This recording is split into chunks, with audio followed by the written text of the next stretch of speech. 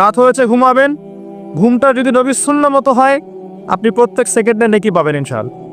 ইস্তেঞ্জা করবেন, ইস্তেঞ্জাটা যদি নবীর সুন্নাহ মতো হয় নেকি পাবেন ইনশাআল্লাহ।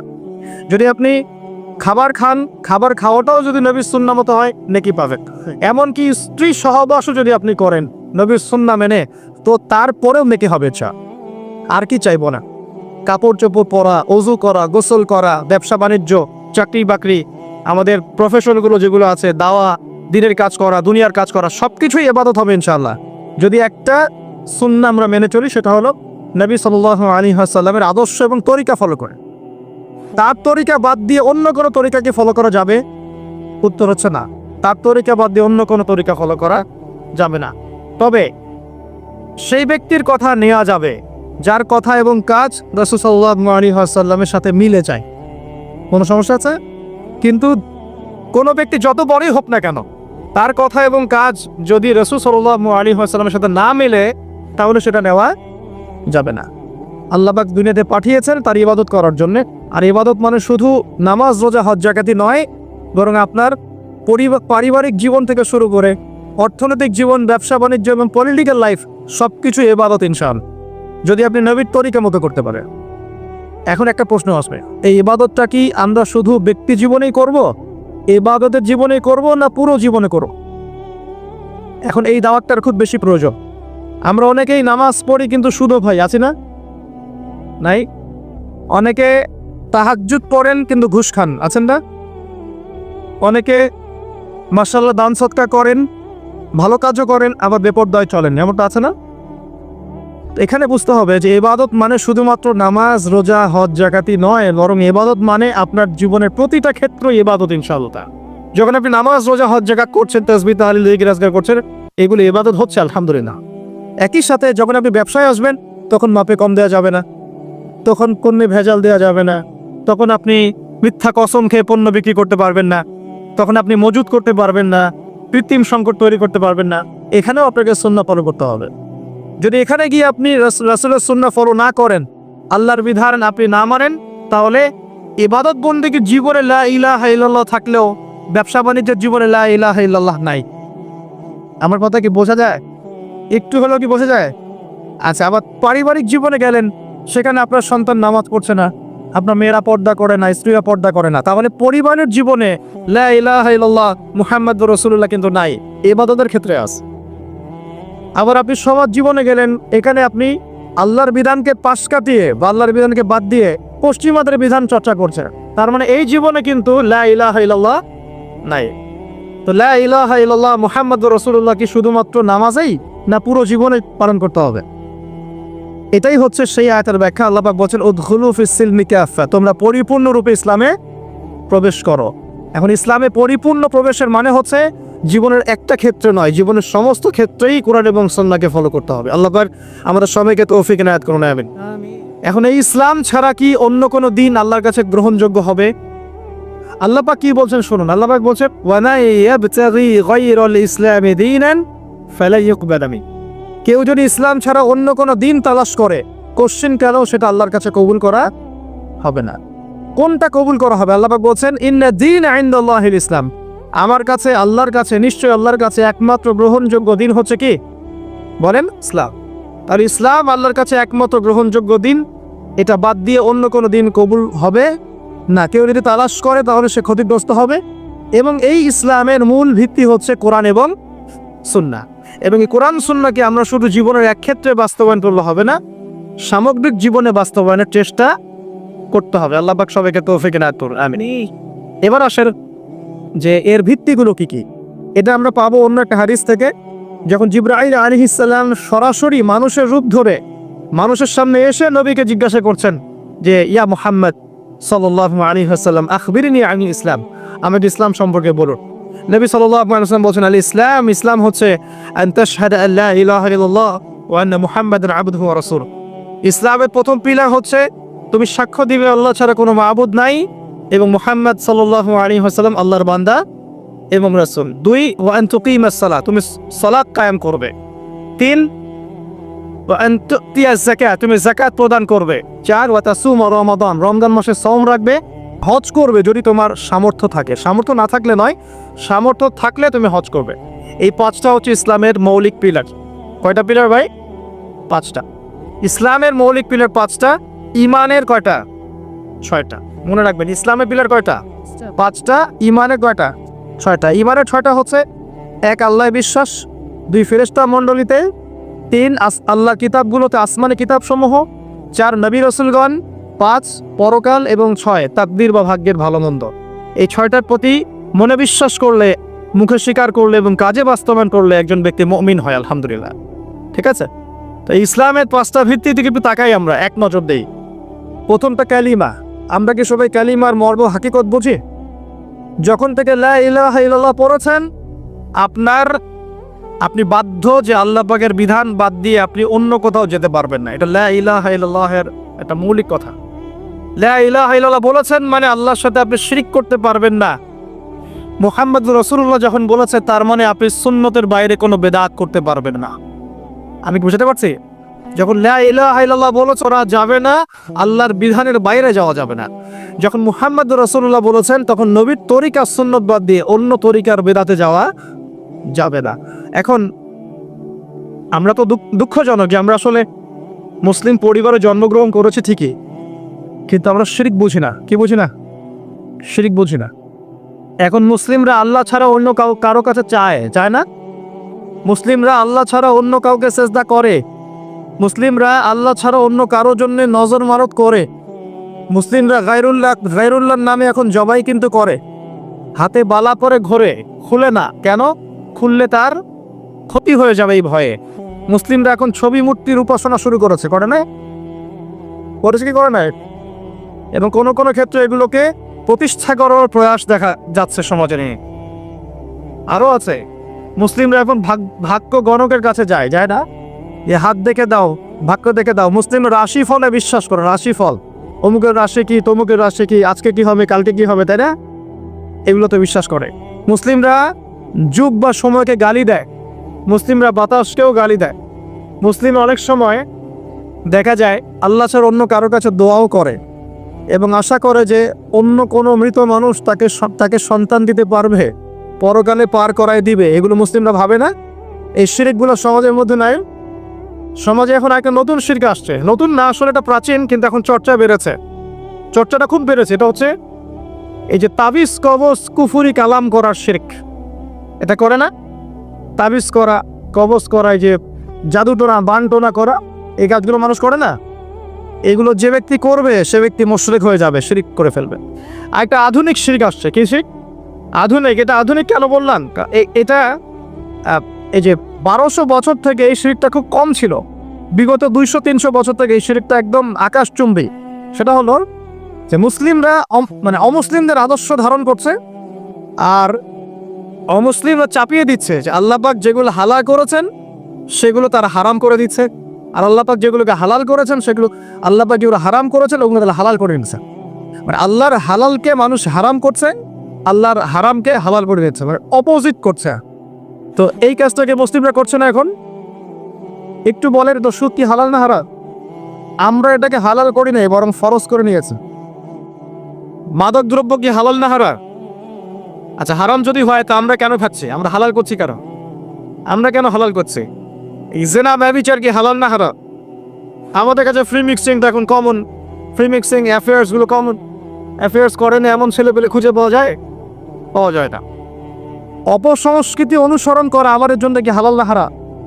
আর আমাদের যত সংস্কৃতি দেখবেন, বেশিরভাগই দেখবেন বাইরের সংস্কৃতি। বাইরে থেকে আমদানি করা বস্তা পচা সংস্কৃতি আমাদের।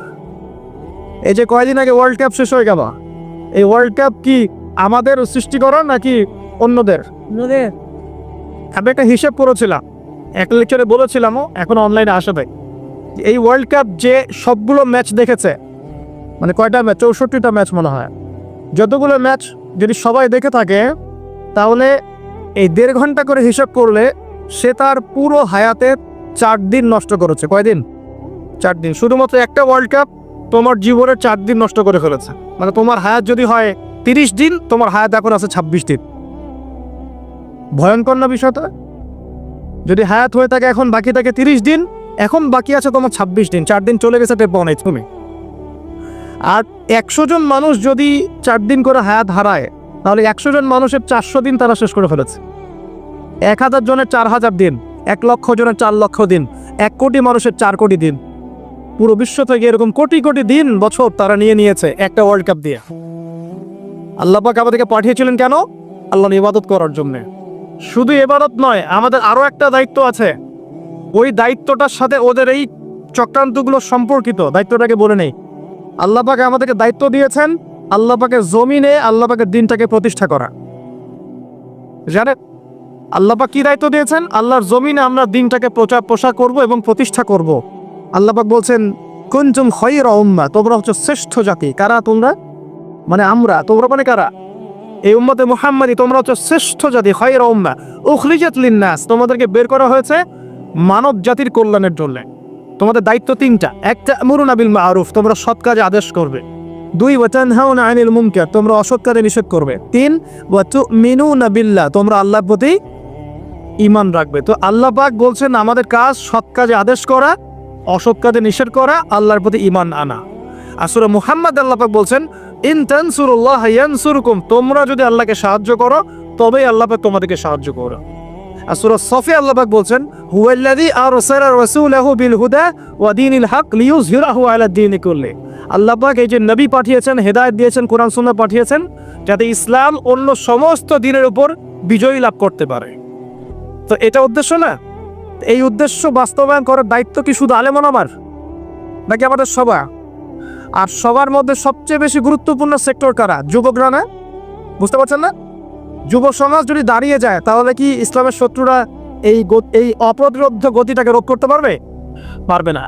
এই তো ক্যাডেট কথা বলছিলাম, ওখানে গিয়ে দেখেন হলের নাম আছে তারেক বিন জিয়াদ হল, খালেদ বিন ওয়ালিদ হল, তারপরে একটা আছে মোহাম্মদ বিন কাসিম হল। 3 জন বিখ্যাত বীর সেনার নামে 3টা হল করা আছে, দেখেছেন? এই তারেক বিন জিয়াদ কে ছিল? মহাবীর, যিনি স্পেন বিজয় করেছিলেন। স্পেনের দিক দিয়ে ইসলামকে ঢুকিয়েছেন ওই ইউরোপে। কে? তারেক বিন জিয়াদ। নাম শুনেছেন? এই যুব সমাজ তো নামই জানে না, এরা তো শেকড়ই চিনে না। এখনকার যুব সমাজ কি তারেক বিন জিয়াদের মতো? মুহাম্মদ বিন কাসিমকে, যার এই যে দাওয়াত এবং জিহাদে এই যে উপমহাদেশে সিন্ধু অঞ্চলে রাজা দাহিরকে পরাজিত করে তিনি ভারতবর্ষের মধ্যে ইসলাম ঢুকিয়েছেন, মুহাম্মদ বিন কাসিম। নাম শোনেন না? এই যে খালেদ বিন ওয়ালিদকে, উহুদের যুদ্ধে যার হাতে অনেক মুসলিম শহীদ হয়েছে, পরে তিনি ইসলাম কবুল করে ইসলামের পক্ষে 100টা যুদ্ধ করেছে। কয়টা? 100টা। এবং এই যে পারস্য, এই রোম, এই সমস্ত সাম্রাজ্যগুলোর পতন তার হাতে হয়েছিল এবং তিনি এদিকে ইসলাম ঢুকিয়েছিলেন। সুবহানাল্লাহ। এই যে তাদের বীর সেনার নামে হল তৈরি করা আছে, দেখবেন গিয়ে শিখেন কিছু, ঘোরেন। আল্লাহ পাক বলেছেন সিরু ফিল আরদ, তোমরা জমিনে ঘুরো, বিচরণ করো। ফানজুর কাইফা কানা আকিবাতুল মুকাজ্জিবিন, লক্ষ্য করে দেখো আল্লাহ বিরোধী শক্তিকে আল্লাহ পাক কেমন করে ধ্বংস করেছে। খেয়াল করে দেখেন। এখনকার যুব সমাজের আইডল ছিল তারা, কিন্তু ওমর ইবনুল খাত্তাব, খালিদ বিন ওয়ালিদ, মুহাম্মদ বিন কাসিম, তারেক বিন জিয়াদ, তারা আমাদের শেকড়, তারা আমাদের আদর্শ। তো তাদের আদর্শ ধারণ করলে তো ইসলামের শত্রুরা টিকতে পারবে না। পারবে? পারবে না। এই জন্য যুব সমাজকে এলিমিনেট করতে হবে। যুব সমাজকে যদি এমন কিছুতে প্রলুব্ধ করে রাখা যায় যে তারা তাদের জীবনের উদ্দেশ্যটা হারিয়ে ফেলে, তাহলে মুসলিমরা দুর্বল হয়ে যাবে। বুঝতে পারছেন কি? ঠিক এই কারণেই আপনার আমার মতো যুবক যারা, তাদেরকে আল্লাহর পথ থেকে সরিয়ে দেওয়ার জন্যে তারা আপনার সামনে কিছু টোপ রেখে দিয়েছে, কিছু টোপ সামনে দিয়েছে। তার মধ্যে একটা হচ্ছে এই ধরনের আসরগুলা, যেটা আপনি 4 দিন নষ্ট করলেন, হায়াত নষ্ট করলেন। হ্যাঁ, খেললো কারা, জিতলো কারা, আপনি রং তামাশা করলেন, স্ট্রোক করে মারা গেল, দেখলেন না? উল্লাস করতে করে স্ট্রোক করে মারা যায়, শহীদই মৃত্যু একদম, নাকি? হ্যাঁ, মাশাআল্লাহ, সুবহানাল্লাহ, নাকি বলেন?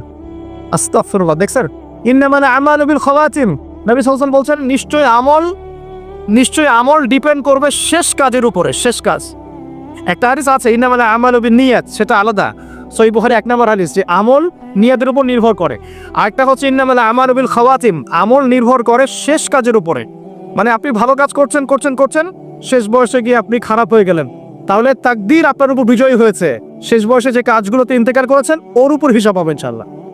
এখন খারাপ কাজ করছেন, তওবা করে ফিরে আসতে আবার ভালো কাজ করা শুরু করলে, এই ভালো কাজ করতে করতে মৃত্যু হয়ে গেলে এর উপরে আপনার হিসাব হবে ইনশাআল্লাহ। এখন এই যে আর্জেন্টিনা জিতছে, উল্লাসে মারা গেল, এখন কিসের উপর উঠবে চিন্তা করা। নিঃসন্দেহে আল্লাহু আলাম, আমাদের মত এটা, আল্লাহ ভালো জানেন, যে যেহেতু তাদের অনুসরণ করেছে, আর নবী সাল্লাল্লাহু আলাইহি ওয়াসাল্লাম বলেছেন যে যাকে ভালোবাসবে সে তার সাথে কি করবে? কিয়ামতের মাঠে থাকবে। তাহলে যদি মেসি এই অবস্থায় মারা যায় কাফের অবস্থায়, তাহলে এই অনুসারী সবাই তার সাথে হাসর করবে। আর মেসি তো সুপারিশ করবে আমাদের জন্য নাকি? হ্যাঁ, করবে না? তাহলে ছবি টবি লাগিয়ে রাখছি কেন বাসার মধ্যে?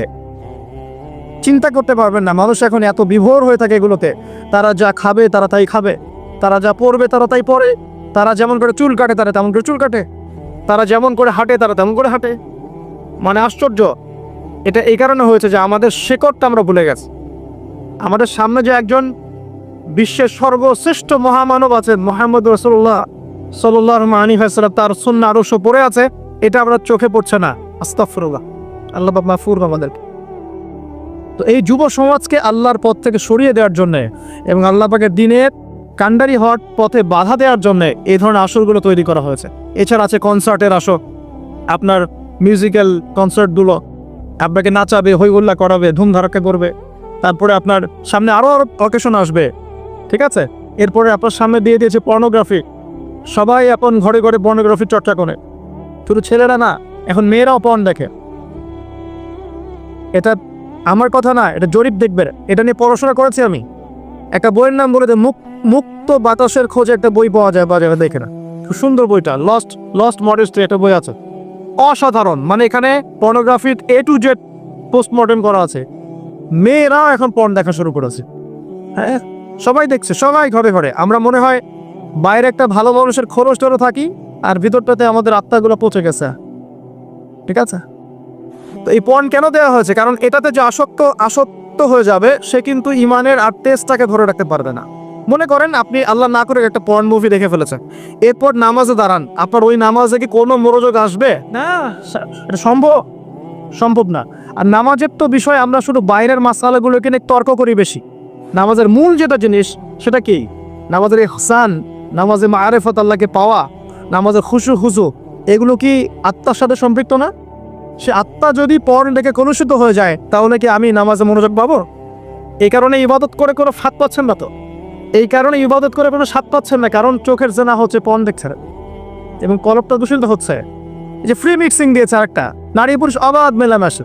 এই মেলামেশার মধ্যে কোনো বাধা নাই, যে বাধা দিবে তাকে তারা বলছে মৌলবাদী তৈরি। অথচ এই যে পড়াশোনা করছি আমরা ছেলে মেয়ে একসাথে, স্কুল থেকে শুরু, স্কুলে, তারপর কলেজে, তারপর বিশ্ববিদ্যালয়ে, ইভেন চাকরি ক্ষেত্রেও, সব জায়গায়, ইভেন পলিটিক্যাল মিছিলেও নারী পুরুষ ফ্রি মিক্সিং দেখবেন। মেয়েরা সামনে, হ্যাঁ, স্লোগান হচ্ছে, পিছনে ছেলেরা, এখানেও ফ্রি মিক্সিং সবখানে। তো এটা কোত্থেকে আসতো? পশ্চিমারা দিয়েছে। ফ্রি মিক্সিং দেওয়ার কারণ হচ্ছে, উদ্দেশ্য হচ্ছে সমাজের মধ্যে কাঠামো যেন ভেঙে যায়, নারী পুরুষের জায়গায় চলে আসছে, পুরুষ নারীর জায়গায় চলে গেছে, এবং পরিবারের বন্ধনগুলো ভেঙে যাচ্ছে। দেখবে পরকীয়া দিন দিন পরকীয়া বাড়ছে না? পরকীয়া দিন দিন বাড়ছে। আর জেনা তো ঘরে ঘরে জেনা। আর জেনা মানে শুধু সেক্সুয়াল সম্পর্ক বোঝাচ্ছি না, এখানে জেনা মানে প্রতিটা অঙ্গ প্রত্যঙ্গের জেনা আছে না? আছে। এছাড়াও এগুলোর প্রভাবে ধর্ষণ বাড়ছে। আর আমাদের মা বোনদেরকে আমরা বেপরদা নিয়ে আসছি আর বলছি এটা হচ্ছে উন্নতি, অগ্রগতি, প্রগতি। একদিকে পর্ন দেখাচ্ছি, একদিকে ফ্রি মিক্সিং করাচ্ছি, ঠিক আছে? আবার মেয়েদেরকে বাইরেও বের করে নিয়ে আসছি। একদম মেসাকার অবস্থা সমাজ। এরকম একটা অবস্থায় আপনার মেয়ে কতটুকু সেফ চিন্তা করে, আপনার মেয়ে সন্তান, করোনা সন্তান কতটুকু সেফ একটু চিন্তা করে দেখে। স্কুলের অনেক সময় দেখা যায় বিশ্ববিদ্যালয়ে গিয়ে জেনার শিকার হয়ে যাচ্ছে। কয়দিন আগে দেখলেন না, বিশ্ববিদ্যালয়ের মেয়েদেরকে কার মনোরঞ্জন করানোর জন্য ঘরে পাঠানো হচ্ছিল, দেখেন নাই? তো একটা ডিগ্রি সার্টিফিকেট অর্জন করার জন্য নিজের ইজ্জতকে বিলিয়ে দিতে দ্বিধা করছে না। সোফাও তাহলে কোন সমাজে আমরা টিকে আছি?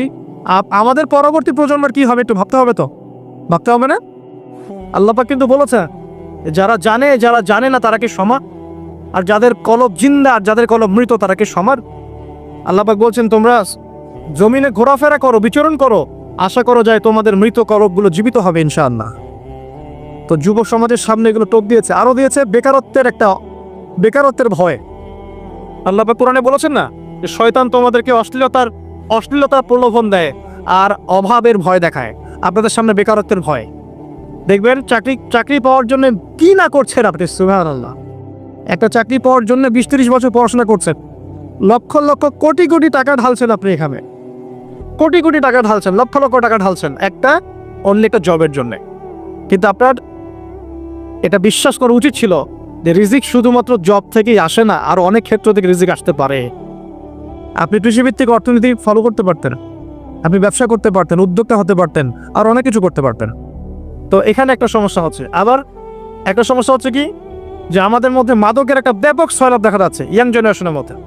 ইয়াংদেরকে মাদক খাইয়ে খাইয়ে, এই যে মাদক তো আছেই, মাদক খাওয়াচ্ছে, পর্ন দেখাচ্ছে, আপনাকে ফ্রি মিক্সিং করাচ্ছে, আপনার জীবনের উদ্দেশ্যটা ভুলিয়ে দিচ্ছে। এই কাজগুলো করার মূল উদ্দেশ্যটা কি? একটাই উদ্দেশ্য, যে এই মুসলিম যুব সমাজ যেন আর তারেক বিন জিয়াদ হতে না পারে, আর মোহাম্মদ বিন কাসিম হতে না। যদি হতে পারে, যদি তার ওমর এবং খালিদ হতে পারে, তাহলে এই মুসলিমদেরকে ঠেকানো যাবে? এই মুসলিমরা জ্ঞানে অনন্য হবে, তখন আমলে অনন্য হয়ে যাবে, তাদের পারিবারিক আদর্শ সুন্দর হবে, ইমান শক্তিশালী হবে, তারা আমর বিল মারুফ নাহি আনিল মুনকারে কাজ করবে, দিনের প্রচার প্রসারে কাজ করবে, দেশের কল্যাণে কাজ করবে, দুর্নীতি দূর করবে। ঠিক আছে, পলিটিক্স করলেও ভালো পলিটিক্স করবে, যাতে করে মানুষের কল্যাণ হয়, মানবতার খেদমতে কাজ করতে পারবে, এক কথায় দিনটাকে প্রতিষ্ঠা করতে পারবে। তারা খুব ভালো করেই জানে যে যদি আপনারা ইমানদার হন, এই সমস্যা আছে। এই কারণেই আপনাদেরকে আমাদেরকে জীবনের এই উদ্দেশ্য থেকে ভুলিয়ে দেওয়ার জন্য এই বর্তমান প্রেক্ষাপটের ফিতনাগুলোকে আপনার সামনে একদম সহজলভ্য করে দেওয়া হয়েছে। সহজলভ্য না, আপনি চাইলেই মাদক খেতে পারেন, কেউ বাধা দিবে না, কেউ বাধা দিবে না। মানে পাশের বাসায় জোরে জোরে মিউজিক বাজছে, এমন সিচুয়েশন যে আপনি গিয়ে বারণও করতে পারবেন না, বারণ করলে উল্টা আপনাকে গালি শোনায় দিবে। আর এটা ভাই শেষ জামানা, যেটার বিষয়ে আমার কোনো সন্দেহ নাই। কারণ এখানে ন্যায় হয়ে যাচ্ছে অন্যায়, অন্যায় হচ্ছে ন্যায়। আমানতদারকে বলা হচ্ছে খেয়ানতকারী, খেয়ানতকারকে বলা হচ্ছে আমানতদার। যে জুলুম করলো তাকে বলা হচ্ছে ভালো, আর যে জুলুমের শিকার হলো তাকে নিয়ে সমালোচনা করা হচ্ছে। সত্যবাদীকে মিথ্যাবাদী বলা হচ্ছে, মিথ্যাবাদীকে সত্যবাদী বলা হচ্ছে। মানে আন্তারি দিলামেতু রব্বাতুহা, দাসী তার মনিককে জন্ম দিচ্ছে। সমাজে ন্যায় অন্যায়, হক বাতিলের মানদণ্ড উল্টো যাচ্ছে। খেয়াল করেছে? আপনি গিয়ে বন্ধ করতে বলবেন, উল্টা আপনাকে ধমক লাগাই দিবে, দিবে না? দিবে। আপনি চাইলেই মদ খেতে পারে, চাইলেই জেনা করতে পারে। একবার জেনা করতে 1500 টাকাও লাগে না এখন।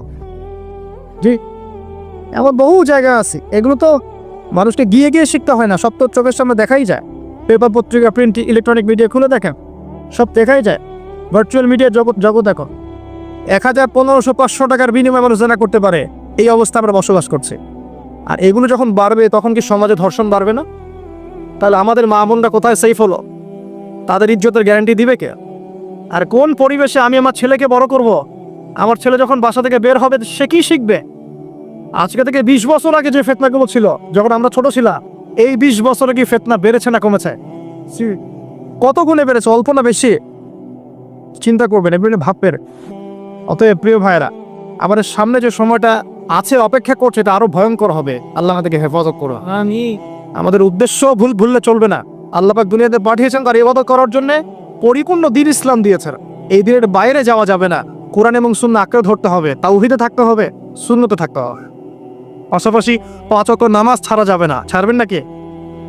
আর আল্লাহর ওয়াস্তে নামাজটাকে ধীর স্থিরভাবে পড়ার চেষ্টা করুন। 3G, 4G, 5G নামাজ পড়েন না। আর নামাজের বাইরে কিছু মাসালা আছে, ইখতিলাফি মাসালা, যেগুলোকে নিয়ে মাশাআল্লাহ আমরা মসজিদগুলোকে ভাগ করে ফেলি, করি না? এগুলো নিয়ে এত বেশি ব্যস্ত হওয়ার প্রয়োজন না। নামাজের মূল রূহ এবং প্রাণটা কি? ইহসান, খুশু। আপনি কতটুকু বুঝেন, নামাজ পড়ে আল্লাহকে কতটুকু পেলেন, এটা মূল কথা। যে মাসালাগুলোকে নিয়ে দীর্ঘদিন থেকে ইখতিলাফ চলে আসছে, এগুলো নিয়ে তর্ক করতে করতেই তো আজকে আমরা বিভক্ত হয়ে গেছি। বিভক্ত হয়ে যায় না? আপনার কাছে মনে হতে পারে যে আপনি মসজিদটা ভাগ করে একটা নতুন জিহাদ করেছেন, কিন্তু আদতে কি হয়েছে? আমাদের উম্মার ঐক্যটা নষ্ট হয়ে গেছে। ইসলাম এবং সংশোধন সমাজের থেকেই করতে হবে, সমাজ থেকে বাইরে বের হয়ে নয়। সমাজের ভিতরে থেকেই ইসলাম এবং সংশোধন করতে হবে। দিনের পথে চললে অনেক কিছুই হবে, কিবত সমালোচনা, মানে শারীরিক, মানসিক, অর্থনৈতিক নির্যাতন সবই হবে। এগুলো নবীর সুন্নত। নবী সাল্লাল্লাহু আলাইহি ওয়াসাল্লামকে মানুষ 15টা গালি দিয়েছে সারা জীবনে। কতটা? সবচেয়ে সেরা মহামানবকে, যার আগের কোনো গোনাহ নাই, পিছে কোনো গোনাহ নাই, এই মানুষটাকে 15টা গালি খেতে হয়েছে সারা জীবনে। 16 বার তাকে হত্যা করার চেষ্টা করা হয়েছে। কতবার? তাকে তার পিছের উপরে উঠে নাড়ি ভুড়ি চাপিয়ে দেওয়া হয়েছে, তার দাঁত মানুষ ভেঙে বেড়েছে উহুদের মাঠে। মাথার মধ্যে করার আঘাত করেছে তরবারির নিচের অংশ দিয়ে, এতে করে মাথায় যে বর্মটা ছিল, এই বর্মটা ভেঙে গুরুর ভিতর ঢুকে গিয়েছে। আমাদের নবী কথা বলছি সাল্লাল্লাহু আলাইহি ওয়াসাল্লাম। মানুষ একদিন একজন তার মুখে থুতু দেওয়ার চেষ্টা করেছিল, নাউজুবিল্লাহ। জানেন, নবী সাল্লাল্লাহু আলাইহি ওয়াসাল্লামকে তার আপন চাচারা দূর দূর করে তাড়িয়ে দিয়েছে অনেকে, তাই না? চাচা আবু তালেব বাদ দিয়ে আবু লাহাব তার চাচা ছিল না? নবী সাল্লাল্লাহু আলাইহি ওয়াসাল্লামকে তায়েফবাসী নির্মমভাবে আঘাত করেছিল, দাড়ি দিয়ে রক্ত করেছে। এই রক্ত জুতায় গিয়ে জুতা শক্ত হয়ে গিয়েছিল।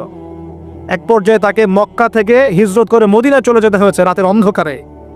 আলী রাদিয়াল্লাহু আনহুকে বিছানায় রেখে তিনি রাতের অন্ধকারে চলে গিয়েছেন মক্কা থেকে মদিনায়।